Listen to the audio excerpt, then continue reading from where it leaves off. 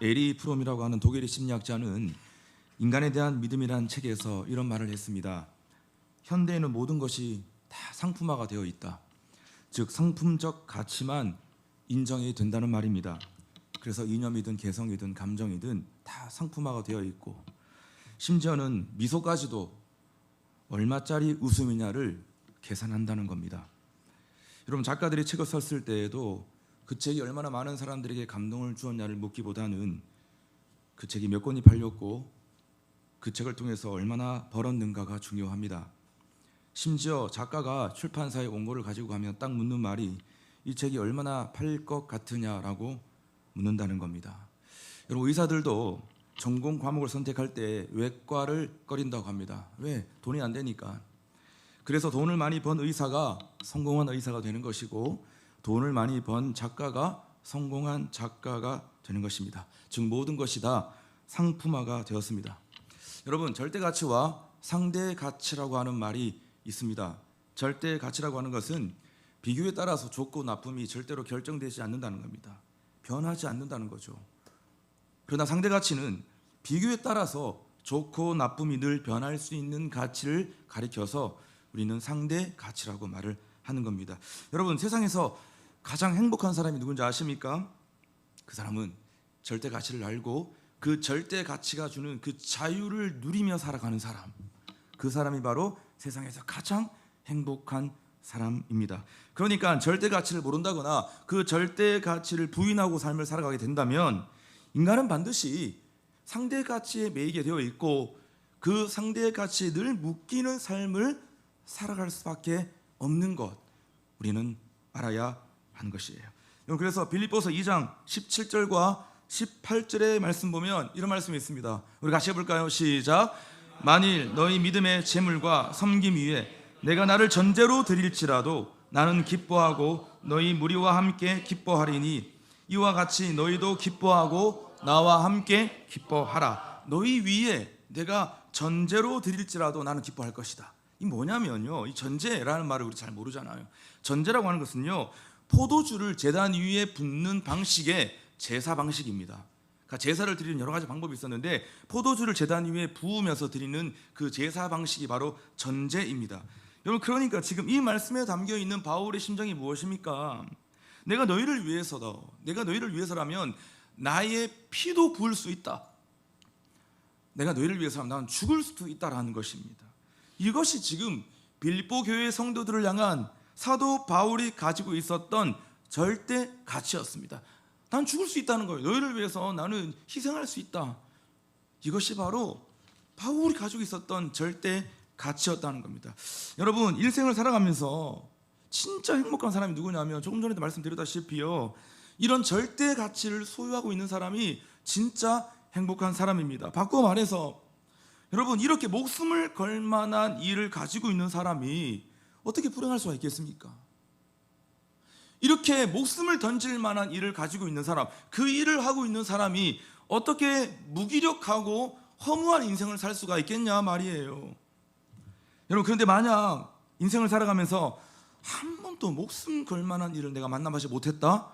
그 사람 얼마 가지 않아서 반드시 매너리즘에 빠집니다. 그러므로 예수님의 제자들은요, 항상 생각을 해야 돼요. 뭘 생각해야 되냐면, 뭐가 더 좋은 걸까? 뭐가 더 중요한 걸까? 뭐가 더 우선적인 걸까? 뭐라고요?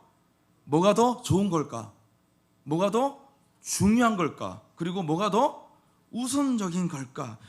여러분, 예수의 제자들은 항상 이 세 가지의 질문을 가지고 우리는 매사에 우리가 하고 있는 모든 순간순간마다 이 질문을 항상 하면서 우리의 삶을 살아가야 되는 것입니다. 다시 말해서 늘 마음이 변하는 상대의 가치를 쫓아가는 삶이 아니라는 것입니다. 가장 중요하고 가장 우선적인 절대 가치를 쫓아가는 삶이 바로 예수 그리스도의 제자된 삶으로 삶을 살아가는 우리의 삶의 자리가 되어진다는 겁니다. 이런 사회학자들은 인간의 성장 과정에 따라서 가치관의 변화를 이렇게 분류해 놓았습니다. 영유아기 때는 엄마가 절대적입니다. 그저 엄마의 품에 안겨서 여러분 젖을 빠는 것이 가장 최고의 가치고 엄마의 품에 안기면 땡이에요. 아무리 사람들이 막 안아줘도 다 필요 없어요. 근데 아무리 막 안아줘 해도 막 울잖아요. 근데 엄마가 딱 안으면 여러분 그 아이는 울음을 그치고 마는 겁니다. 왜? 엄마 품 이외에 더 이상 부를 것이 없다는 겁니다. 그러나 그것도 영원하지 않습니다. 유년기로 접어들면서요, 엄마 품보다는 장난감이 더 중요해집니다. 장난감만 있으면 되는 거예요. 그래서 가는 곳마다 장난감 사달라고 하고, 심지어는 막 장난감 다 수집하면서 나중에는 온 집안 가득이 다 장난감으로 넘치는 여러분 그런 일들이 일어나거든요. 왜? 그때는 장난감이 바로 최고의 가치가 되기 때문입니다. 그러나 그것도 영원하지 않습니다. 이제 사춘기가 되면 장난감 다 집어 던지고, 그때는요 친구가 가장 큰 비중을 차지한다고 해요. 그래서 사춘기 때는요 집에서는 막 외계인처럼 지내는데 밖에 나가 친구들과 놀 때는요 막 정성으로 막 돌아오는 거예요. 그러나 그 친구도 잠깐입니다. 청년기가 되면 지식이 중요해집니다. 그래서 많은 것을 배우고 많은 것을 경험하는데 애를 씁니다. 그래서 청년 때는요 막 유학도 가고 싶어 하고, 그리고 워킹 홀리데이도 막 가잖아요. 여러분 누가 나이 50 먹고 워킹 홀리데이 간 사람도 어디 있습니까? 아무도 없거든요. 근데 젊을 때, 청년기 때, 야 내가 가서 좀 다른 나라 가서 다른 문화권에서 내가 좀 일도 해보고 알바도 해보면서 내가 좀 경험하고 내가 또 뭔가를 배우고 내가 그러고 싶다, 그런 마음이 막 올라오는 겁니다. 그게 왜 그러냐면 지식이 중요한 때이기 때문입니다. 그러나 그것도 여러분 채워지지 않는 그릇과 같은 겁니다. 30, 40대가 되면 이제 뭐가 중요해지냐면 성취가 중요해집니다. 야, 내가 무언가를 성취해보겠다는 자아실현의 욕망이 막 커진다는 거예요. 막 돈도 많이 벌어보고 싶고, 드림카도 사고 싶고, 집도 사고 싶고, 온갖 것 다 막 내가 사고 성취하면서 마구마구 살아가고자 하는 그 성취 욕망이 올라온다는 겁니다. 그런데 그것도 잠깐입니다. 50대로 접어들면서 이런 무엇보다도 자리와 명예가 중요해진다고 해요. 젊을 때는 이 명예가 나에게 1도 중요하지 않았는데 이제 50대가 되다 보니까 명예가 점점 더 중요해지더라는 겁니다. 그래서 여러분 50대는요 제일 수치스러운 게 뭐냐 하면 내 명예의 기수가 가는 거예요. 내 명예가 실추되면요 그거만큼 수치스러운 게 없고 그거만큼 죽고 싶은 게 없는 거예요. 여러분 그래서 우리 주변에 야, 저 사람이 왜 자살할까? 야, 왜 저 정치인이, 왜 저 연예인이 왜 자살을 할까? 심지어는 막 대통령도 막 죽습니다. 그 왜 그러냐면요 자기의 명예가 실추되고 명예의 기수가 났기 때문에 야 뭐래 차라리 죽는 게 낫겠다. 그거는 정말 죽기보다 더 고통스러운 것이기 때문에 사람들이 자기 명예가 떨어지면요 그냥 마구마구 죽어버립니다. 그런데 그것도 잠깐입니다. 60, 70대가 되면 이제 여러모로 한계를 느끼게 되는데요 힘도 붙이고 기억력도 떨어지고 만사가 다 귀찮다는 거예요. 그래서 점점 먹는 것에만 점점 관심이 간다고 합니다. 그게 바로 60, 70대가 나타나는 현상이라는 것입니다. 자, 여러분 이렇게 인간은 성장 과정에 따라서 늘 변하는 상대적 가치와 행복의 가치에 목숨을 걸고 살아간다는 겁니다. 그래서 우상이라고 하는 건요 특징이 있습니다. 이 우상의 특징이 뭐냐면 가변적 특성을 가지고 있다는 겁니다. 우리의 때에 따라 시절에 따라서 그 모든 성장 과정에 따라서 내 우상이 바뀌는 거예요. 이 우상이 영원할 것 같은, 평생 할 것 같은데 나이가 들고 더 들면 그때마다 그 우상이 바뀌고 가변적으로 변한다는 겁니다. 그것이 바로 여러분 우리가 하나님 외에 또 다른 것을 섬기고 있는 상대가치, 즉 여러분 우상에 관한 특성이라는 것을 우리는 알아야 하는 것입니다. 그러나 성경이 말하고 있는 행복은 다르죠. 성경이 말하고 있는 행복은 야 나는 이것을 위해서 내 전부를 드릴 수 있어, 나는 이것을 위해서 나는 목숨까지도 바칠 수 있어 라고 하는 이 절대 가치를 발견했을 때 여러분 인간은 행복해질 수 있다라고 성경은 우리에게 말씀하고 있습니다. 여러분 그래서 예수님이 이런 비유를 드셨잖아요. 어떤 사람이 남의 밭을 갈고 있었습니다. 그런데 여러분 그 밭을 갈다가 그 밭에 숨겨져 있는 보화를 발견한 거예요. 옛날에는 은행이 없어가지고 여러분 그 보화를 땅에 묻어두었거든요. 여러분 이 말이 뭐냐면요 그 보화는요 아무에게도, 아니 심지어는 아들에게까지도 그 보화를 알려주지 가르쳐주지 않았다는 겁니다. 그런 의미에서 그 보화를 땅속에 묻어둔 거예요. 자, 그러다가 그 보화의 주인이 갑자기 병 걸려 죽게 될 수 있잖아요. 갑자기 그 보화의 주인이 죽게 되면 그 보화는 주인 없는 보화가 되는 겁니다. 그래서 당시의 풍습에 따르면 그 보화를 발견한 사람이 여러분 그것을 가져가게 되어 있었습니다. 자, 그런데 그 보화를 발견한 땅이요, 남의 땅이다. 남의 땅에서 그 보화를 발견했을 경우에는요, 그 땅 주인에게 그 보화의 절반을 줘야 했습니다. 보화를 발견한 사람은 곰곰이 생각합니다. 야, 이걸 공개하면 땅 주인과 반반씩 나눠야 되는데 이걸 어떻게 하면 내가 다 가질 수 있을까 고민합니다. 그때 아주 기똥찬 아이디어가 올라옵니다. 이 보화를 다시 땅에 묻어두고 내가 이 보화를 다 사버려야 되겠다. 이 땅을 다 사버려야 되겠다. 그러면 땅 주인과 반반씩 나눠 가지지 않아도 되잖아요. 그래서 모든 소유를 다 팔아가지고 여러분 그 밭을 샀던 거예요. 여러분, 그 밭을 샀던 사람의 마음이 어떻겠습니까? 얼마나 흥분되겠습니까? 그 땅값이 얼마든지 간에 달라는 대로 여러분 내 모든 소유를 팔아가지고, 아니 심지어는 대출까지 받아가지고 여러분 그 땅을 사지 않겠습니까? 흥분된 마음을 가지고 야, 내 모든 거 다 팔아서 그 땅을 사야겠다. 여러분, 그게 바로 예수님 하셨던 천국 비유, 마태복음 13장 44절의 말씀입니다. 같이 읽읍시다. 시작. 천국은 마치 밭에 감추인 보화와 같으니 사람이 이를 발견한 후 숨겨두고 기뻐하며 돌아가서 자기의 소유를 다 팔아 그 밭을 샀느니라. 이 보면 어린이 찬양에 보면요, 가사가 이렇게 나와 있어요. 이렇게 표현합니다. 그 보석 발견한 사람은 기뻐 뛰며 집에 돌아가 집 팔고 땅 팔고 냉장고 팔아 기어이 그 밭을 사고 말 거야. 혹시 이 찬양 아시죠? 같이 해봅시다. 그 보석 발견한 사람은, 시작. 그 보석 발견한 사람은 기뻐 뛰며 집에 돌아가 집 팔고 땅 팔고 냉장고 팔아 기어이 그 밭을 사고 말 거야. 저는 이해가 안 됐거든요. 옛날 어릴 때부터 이 찬양을 부르면서 집 팔고 땅 팔고 이거는 알겠는데 뭐 냉장고 같이 팔아야 되나. 그때는 진짜 냉장고가 비쌌나 봐요. 그쵸? 그때는 막 TV가 비싸고 냉장고가 비싼 시대여서 그런지 모르겠는데 어쨌건 집에 모든 걸 다 팔아가지고 그 땅속에 감추인 보화를 내가 다 차지하기 위해서 그 밭을 사는 것이다. 이거 예수님이 하셨던 비유 말씀이거든요. 진짜 그 보화를 발견하면 어떻게 되겠느냐, 얼마나 흥분되겠냐, 얼마나 기뻐하겠느냐. 이것이 바로 천국 비유로 예수님이 하셨던 말씀이었던 것입니다. 사랑하는 여러분, 우리에게 이런 기쁨이 있는지를 우리는 생각해 보아야 하는 것입니다. 나는 밭에 감추인 보화를 발견한 사람인지, 그 보화를 얻기 위해서 그 밭을 사는 기쁨이 나에게 있는지 우리는요 한번 생각을 해 보아야 하는 것입니다. 이것이 바로 절대 가치를 발견한 사람이 누리는 행복이라는 것입니다. 사도 바울은 오늘 본문에서 가장 고상한 것이 있다고 말하고 있어요. 세상에서 가장 고상한 것이 있다. 여러분, 오늘 본문 말씀 8절에 보니까 또한 모든 것을 해로 여김은 예수 그리스도 예수를 아는 지식이 가장 고상하기 때문이라. 아멘. 고상하다라고 지금 번역을 했는데 이게 사실 좀 마음에 안 듭니다.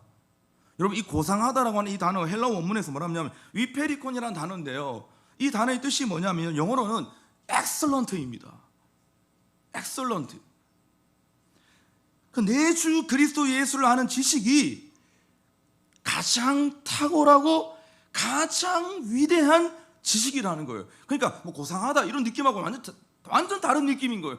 가장 위대하고 가장 탁월한 지식이다. 내 주 예수를 아는 지식이 가장 위대하다는 겁니다. 다른 말로 예수를 아는 지식이 절대 가치에 해당되는 지식이라는 겁니다.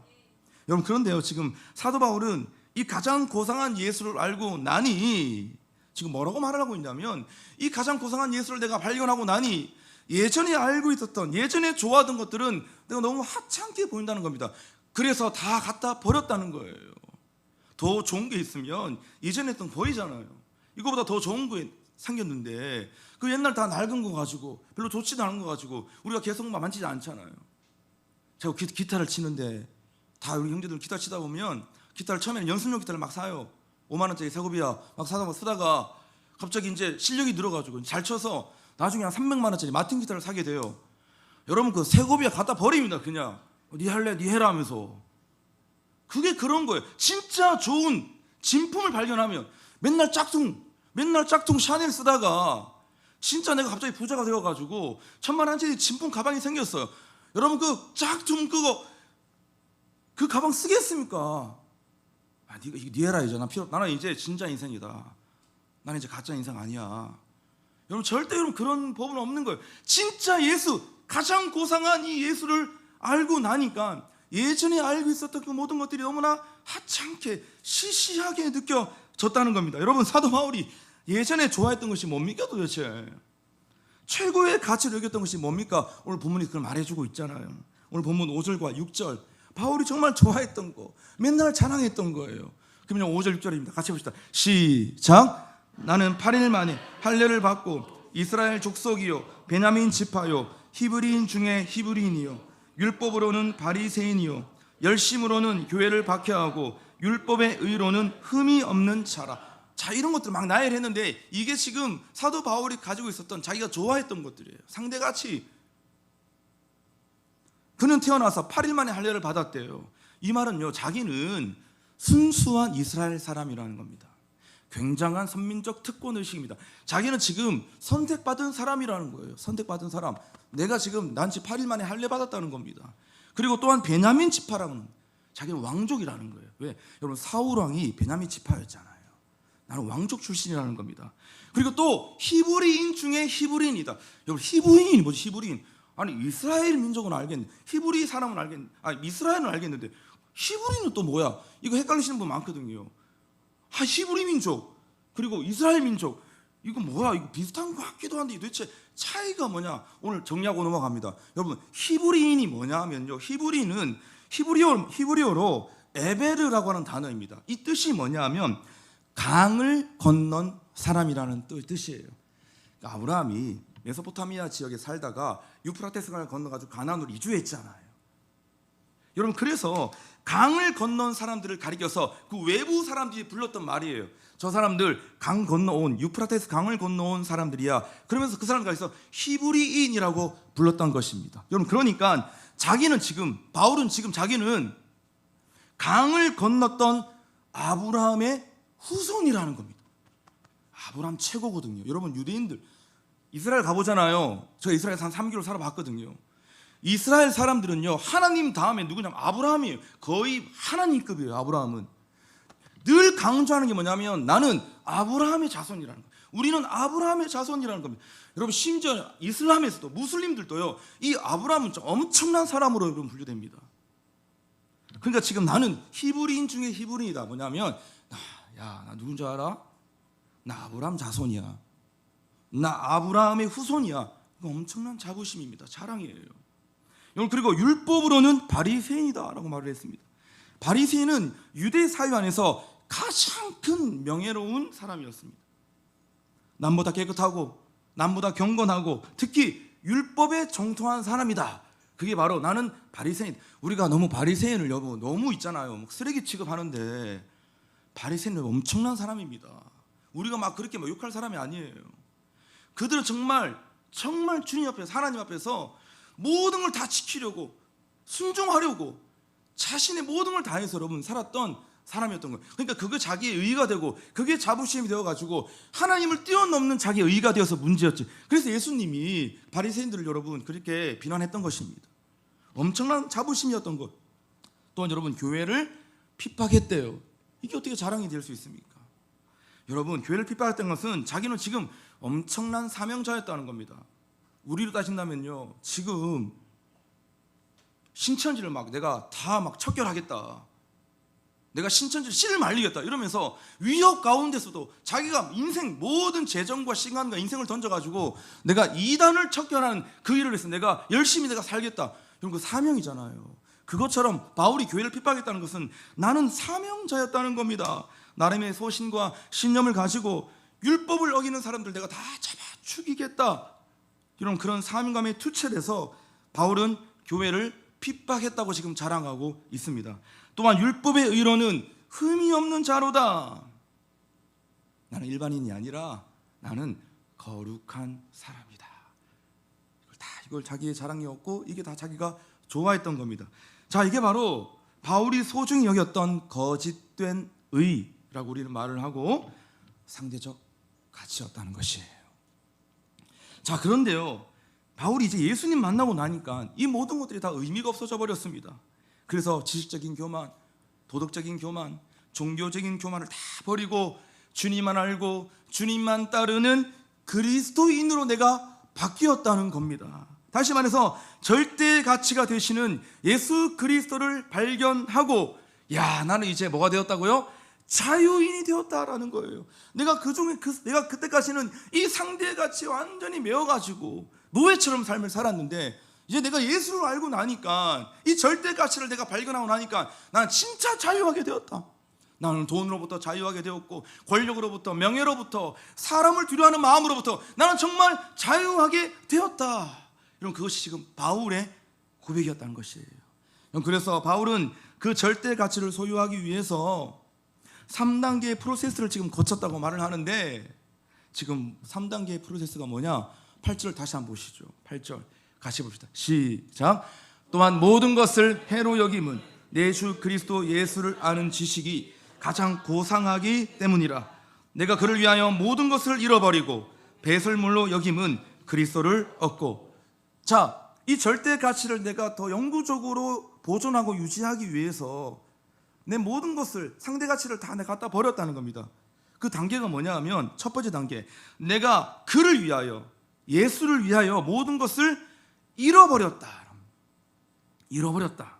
여기서 잃어버렸다라고 하는 단어는 헬라어로 제미오오라고 하는 단어인데요, 이 뜻이 뭐냐면 손해를 보면서 잘라버렸다는 거예요. 그러니까 이것은 수동적인 게 아니에요. 잃어버렸던 것은 수동적이잖아요. 나 잃어버렸어.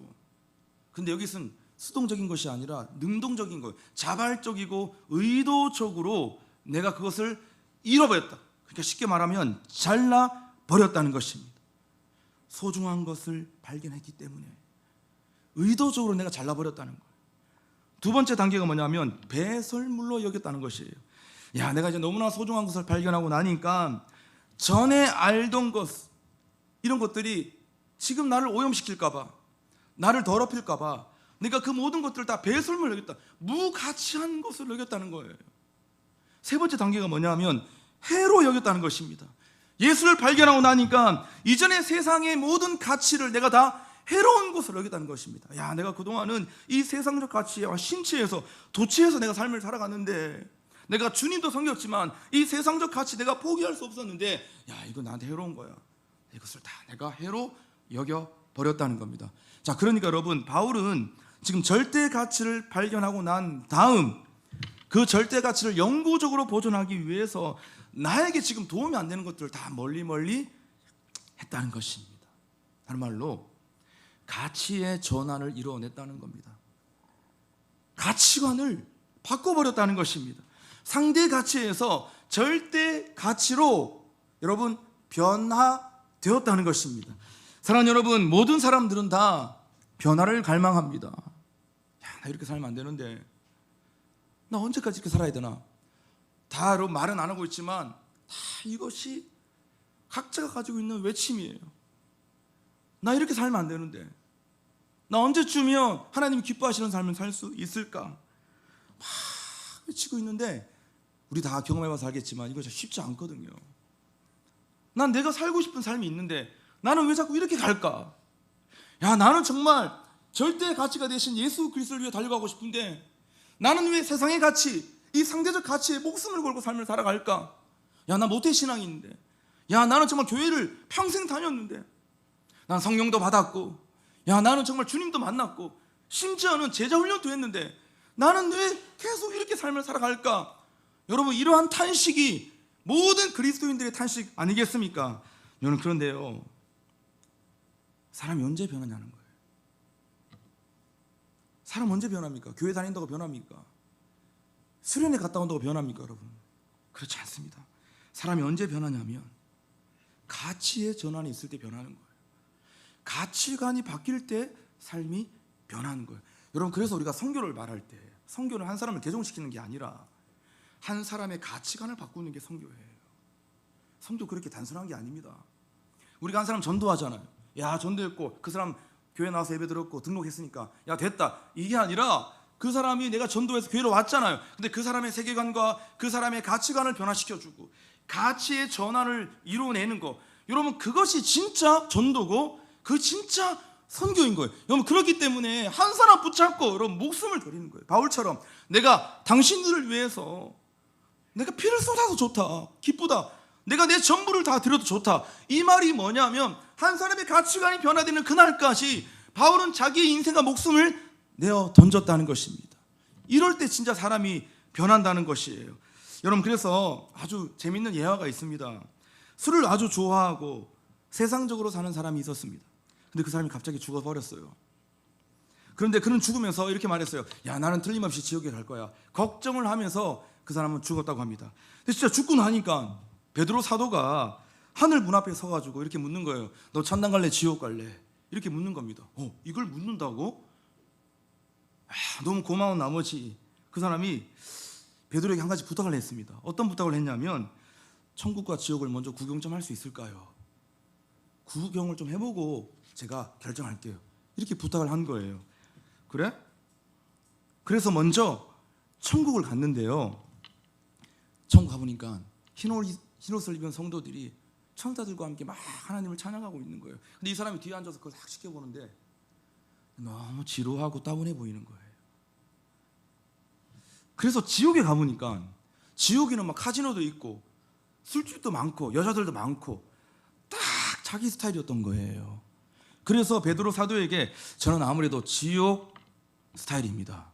저는 아무래도 지옥이 체질인 것 같습니다. 저 지옥에 보내주십시오. 이렇게 말을 한 거예요. 그래라 그럼 지옥 가라. 그래서 여러분 그는 지옥으로 보내졌습니다. 근데 막상 지옥에 내려가 보니까 뜨거운 불 속에서 막 일을 하라는 거예요. 아니 안내자에게 아니 이건 아니잖아요. 내가 봤던 곳이랑 다른 곳이잖아요. 나 여기 온 적이 없는데. 그랬더니 뭐라 하냐면 안내자가 그때는 관광 비자로 왔고 지금은 영주권을 가지고 온 거기 때문에 다른 거라고. 여러분 제가 이 이야기를 보면서 하나의 메시지가 떠올랐습니다.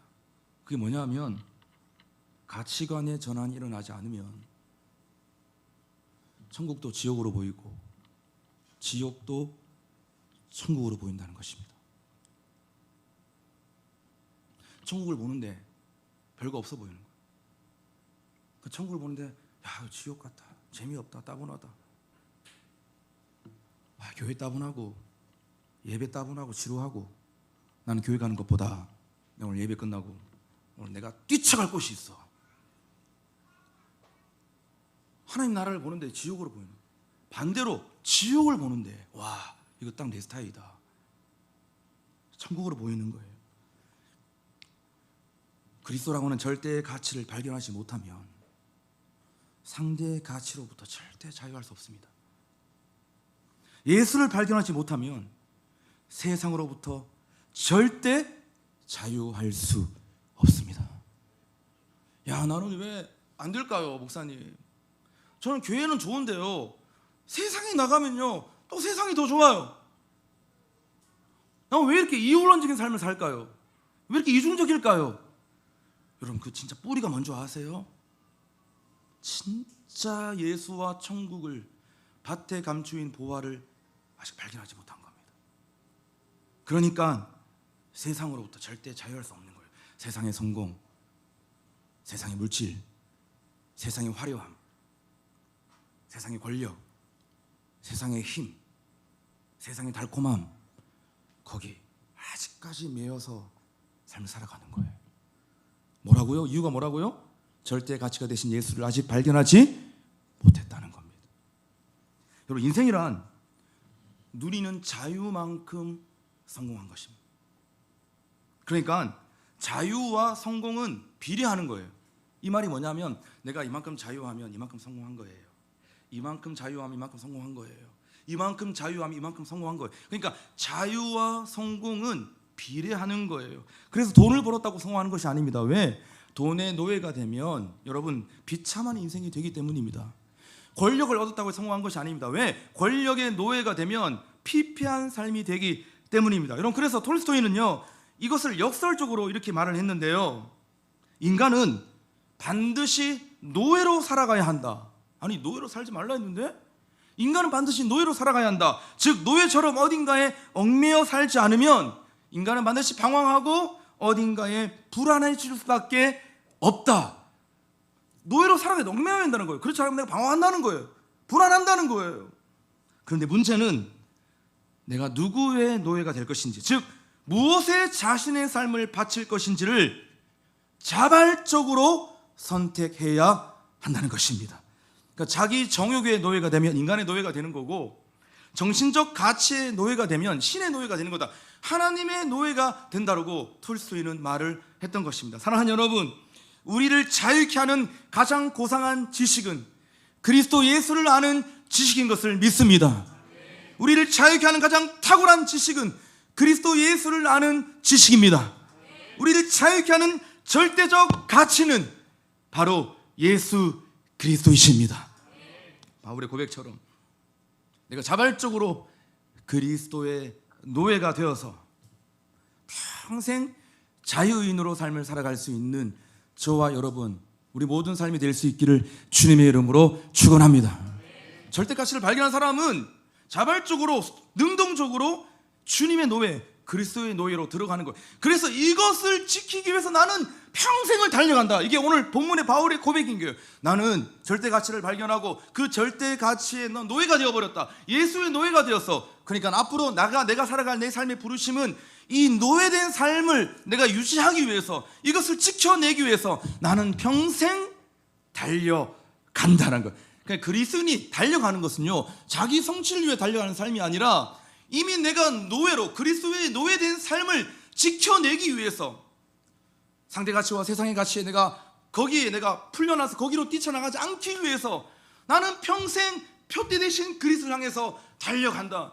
이것이 모든 그리스도인들의 고백이 되어야 하고, 이것이 우리의 부르심이 되어야 하고, 이것이 우리의 달려갈 길이 되어야 될 줄로 믿습니다. 옆 사람과 축구합시다. 당신은 그리스도의 노예입니다. 노예를 유지하십시오. 아멘.